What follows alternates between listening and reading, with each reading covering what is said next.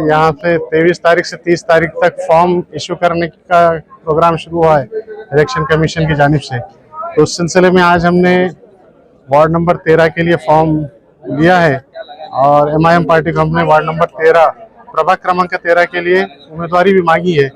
और बहुत कभी इम्कान है कि पार्टी की जो लोकप्रियता है वहाँ पे जाहिर बात है कि बहुत सारे कैंडिडेट्स ने टिकट मांगा है। तो अगर पार्टी आदेश देती है तो इंशाल्लाह लड़ेंगे, नहीं देती है तो पार्टी जिसको भी काबिल समझती है उसके लिए प्रचार करेंगे, क्योंकि अल्टीमेट एक गोल यही है कि एक अच्छा कैंडिडेट हमको सबको मिले, वो प्रभाग के प्रश्न, शहर के प्रश्न वहाँ पर हाउस में रख सके। बरेच उमेदवारांनी 13 मध्ये जे आहे उमेदवारी मागितली आहे, तुम्ही का तुमचे एवढे काम आहे प्रभाग नंबर 13 मध्ये का उमेदवारी मागितली? मुळात प्रभाग क्रमांक 13 असू द्या किंवा प्रभाग क्रमांक 1 ते 29 असू द्या, MIM ह्या पक्षाची लोकप्रियता फार जास्त आहे। त्याचं कारण असं आहे की ज्या लोकांनी विधानसभेमध्ये, लोकसभेमध्ये पक्षाच्या विरोधात देखील काम केलेलं असलं तरी त्यांना MIM पक्षाकडून उमेदवारी हवी आहे। आणि त्याचं कारण असं आहे की पक्षांतर्गत आणि पक्षाबाहेरील एकेका प्रभागामध्ये जवळपास 50 पेक्षा जास्त उमेदवारांनी उमेदवारी मागितलेली आहे।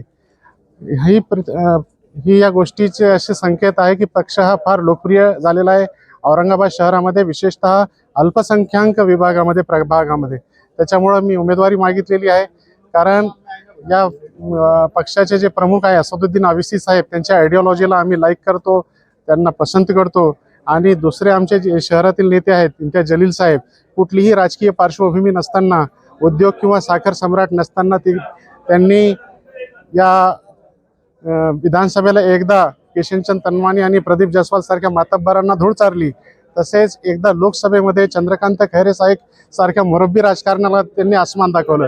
त्यामुळे ते आमचे आदर्श आहेत आणि अशा आदर्श व्यक्तिमत्वाच्या पक्षाकडून उमेदवारी मागणं हे मी माझ्यासाठी भाग्याची गोष्ट समजतो। आणि जर पक्षाने आदेश दिला तर निश्चितपणे आम्ही लढू आणि जिंकू।